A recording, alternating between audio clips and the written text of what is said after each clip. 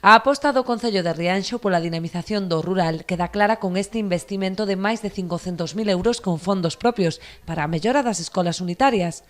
99 nenos de todo o municipio beneficiaránse destas actuacións, que na maior parte dos casos consistiron na eliminación de problemas de filtracións, renovación de carpintería, sustitución de chan ou acondicionamento de baños e dotación de novos servizos, entre outros. En todas se procedeu a eliminar filtracións, reparando cubertas, en todas se procedeu ao repintado, en todas substituíuse a carpintería de portas os marcos das diferentes aulas unitarias ou de diferentes estancias que tiñan aí, dos baños. En todas se introduciu auga quente e reforzouse o que é a instalación eléctrica para permitir que funcionaran con normalidade os elementos tamén técnicos que teñen agora, non?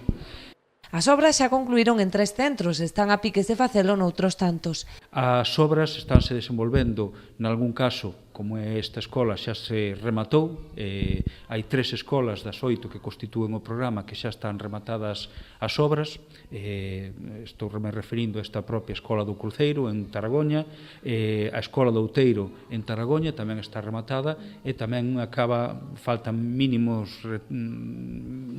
retoque na escola de Quintáns en Isorna.